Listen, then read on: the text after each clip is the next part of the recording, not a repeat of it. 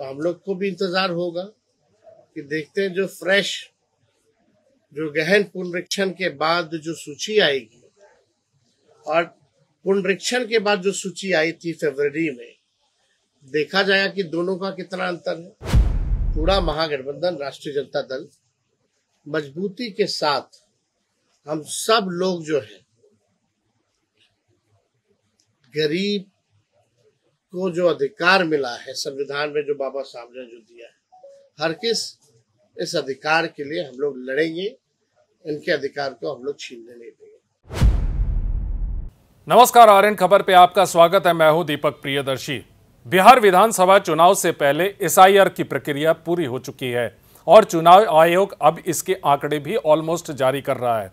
देखिए, एसआईआर के मुद्दे पे बिहार की राजनीति इस समय बेहद गर्म है। एक तरफ महागठबंधन एसआईआर के तौर तरीकों पे सवाल खड़े कर रहा है, वहीं पे सत्ता पक्ष कह रहा है कि इसमें बिहार का कोई लेना देना नहीं, ये चुनाव आयोग का प्रोसेस है। और अब चुनाव आयोग की तरफ से जो आंकड़े आ रहे हैं उसमें तकरीबन 65 लाख से अधिक वोटर जो हैं वो वोटर लिस्ट से बाहर होंगे।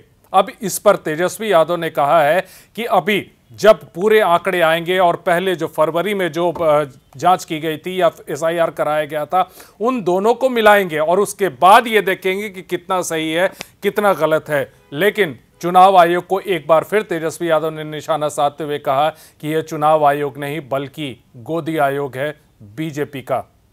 क्या कह रहे हैं तेजस्वी यादव, सुनिए। शायद ही इतना धांधली कभी और हुआ होगा। तो हम लोगों ने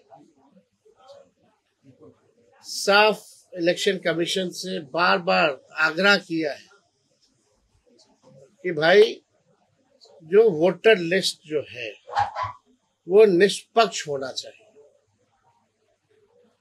आप जो है पहले वोटर लिस्ट से नाम काटना चाहते हैं, फिर राशन खत्म करना चाहते हैं, फिर लोगों का पेंशन खत्म करना चाहते हैं।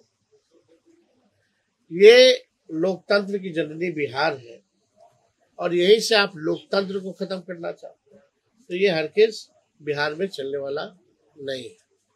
तो हम लोग को भी इंतजार होगा कि देखते हैं जो फ्रेश, जो गहन पुनरीक्षण के बाद जो सूची आएगी और पुनरीक्षण के बाद जो सूची आई थी फरवरी में, देखा जाएगा कि दोनों का कितना अंतर है। लेकिन दोनों में 2-3 महीने में अचानक से लाखों की तादाद में 60 लाख लोग, कितना लाख लोग मारे गए, मृत पाए गए। क्या पुनरीक्षण जो हुआ था फरवरी में, जो लिस्ट जुटी थी, तो उसमें क्यों नहीं निकल के आया? कई जो लोग एक विधानसभा ने 2 विधानसभा के वोटर हैं, तो ये तो सालों भर की प्रक्रिया चलती है और हर चुनाव से पहले पुनरीक्षण होता है। लेकिन ये गहन पुनरीक्षण ठीक चुनाव से पहले जो हुआ है, ये साफ तौर पर दर्शाता है कि चुनाव आयोग अब चुनाव आयोग नहीं गोदी आयोग जो है बन चुका है। और इस पे हम सब लोगों ने, राहुल जी ने भी बिहार आकर के, हम लोगों ने बिहार बंद करने का काम किया था। लेकिन इस विषय को लेकर के हम लोगों का इंतजार रहेगा कि जो सूची आएगी उस सूची का भी तो बताइए ना। अगर मृत पाए गए हैं तो चुनाव आयोग को डेथ सर्टिफिकेट दिखाना पड़ेगा, डॉक्यूमेंट्स बताने पड़ेंगे। और 11 ऐसे डॉक्यूमेंट्स मांगे गए थे जो गरीब के पास है ही नहीं। तो लोगों के साथ अन्याय जो है हो रहा है और हम पूरा महागठबंधन राष्ट्रीय जनता दल मजबूती के साथ, हम सब लोग जो है,